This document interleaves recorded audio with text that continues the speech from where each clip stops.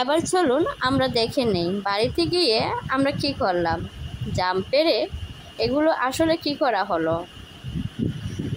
জামের গাছে অনেকগুলো জাম আসছে, প্রচুর গরম, এত রোদ্রের মধ্যে জামগুলো আমরা সবাই মিলে পেড়ে নিচ্ছি। তাই কিভাবে পারবো, একজন আমরা এক একভাবে জামগুলা পাড়া নিয়ে ব্যস্ত। আমি তো হাত দিয়ে একদিকে পারতেছি আর একদিকে খাচ্ছি, সেই স্বাদ। এইভাবে গাছ থেকে পেড়ে পেড়ে খাওয়ার স্বাদটাই অন্যরকম। যারা এরকম খেয়েছেন ওনারা তো আর জানেন, ওনাদেরকে নতুন করে আর বলার কিছুই নেই। এই জায়গাটার নাম হলো মান্দারুকা, আমার আম্মার নানা বাড়ি। ওই জায়গাতে যাওয়ার পরে তাদের একদম বাসার সাথেই জাম গাছ, ছাদে ওঠার পরেই জামগুলো দেখেই আমরা পেড়ে পেড়েই খাচ্ছি। মামি বা মামাতো বোনগুলা সবাই মিলে আমরা জাম পাড়তেছি আর খাচ্ছি, অনেক ভালো লাগছে। এই দৃশ্যটা আসলে বলার নয়,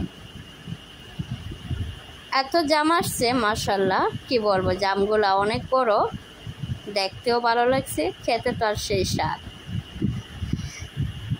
আর এত রোদ ছিল এই দিন, আর গরমের কথা কি বলবো।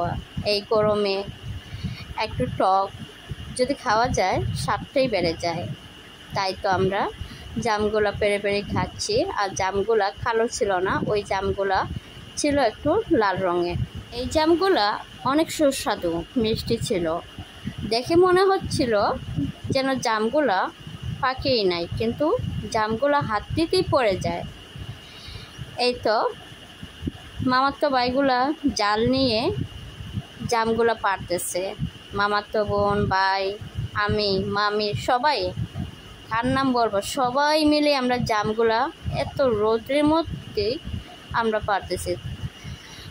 আমার পিছনে ছিল ছাদ বাগান, হলুদের গাছ, দেখতে কি সুন্দর, মরিচের গাছ, ডেঙ্গার গাছ, বোম্বাই মরিচ, কাঁচা মরিচ, অনেক কিছুর গাছ। পাশে ছিল কাঁঠাল গাছ। আমরা সবাই মিলে অনেক মজা করেছি। অসংখ্য ধন্যবাদ ভিডিওটি দেখার জন্য।